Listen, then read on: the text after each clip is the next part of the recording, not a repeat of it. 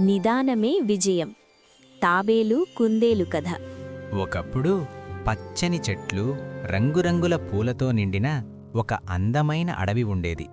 జింకలు పరిగెత్తుతూ, కోతులు ఆటలాడుతూ, పక్షులు కిలకిలా అరుస్తూ కనిపించేవి. ఈ సంతోషమైన అడవిలోనే ఒక ఆసక్తికరమైన కథ మొదలవుతుంది.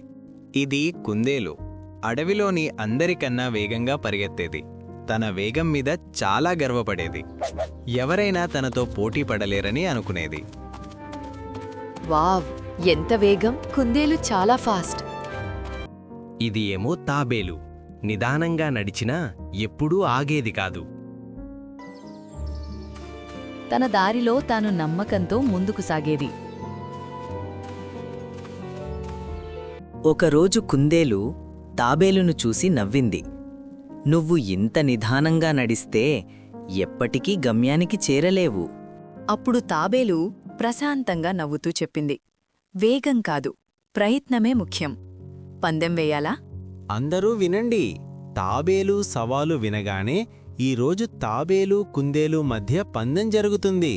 హుర్రే! పందెం పందెం అందరూ సిద్ధంగా ఉండండి.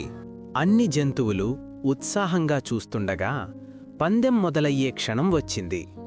ఎలుగుబంటి విజిల్ ఊదగానే తాబేలు మరియు కుందేలు పరిగెత్తడం ప్రారంభించారు. కుందేలు గాలివేగంతో ముందుకు దూసుకుపోయి తాబేలును చాలా వెనక్కి నెట్టింది. తన వేగంపై గర్వపడుతూ ఈ పందెం తనకు చాలా సులభమని అనుకుంది.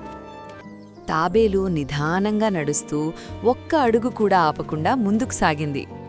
వేగం కాకుండా పట్టుదలే తన బలమని అది నమ్మింది. తాను చాలా ముందున్నానని భావించిన కుందేలు చెట్టు కింద విశ్రాంతి తీసుకుంది. కొంచెం నిద్రపోతే ఏం కాదు అనుకుంటూ అది కళ్ళు మూసుకుంది. చెట్టు కింద నిద్రపోతున్న కుందేలను తాబేలు నిశ్శబ్దంగా దాటింది. ఆగకుండా ముందుకు సాగుతూ గమ్యానికి దగ్గరైంది. నిద్రలేచిన కుందేలు తాబేలు చాలా ముందుకు వెళ్ళిందని చూసి ఆశ్చర్యపోయింది. తక్షణమే అది వేగంగా పరిగెత్తుతూ తాబేలును పట్టుకోవడానికి ప్రయత్నించింది. నిదానంగా కాని ఆగకుండా నడిచిన తాబేలు చివరకు గమ్యాన్ని చేరుకుంది. ఈ కథ మనకు చెప్పే నీతి, నిదానమే విజయానికి మార్గం, నిదానమే నిజమైన బలం.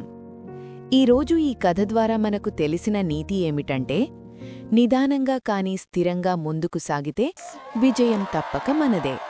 అంటే slow and steady wins the race.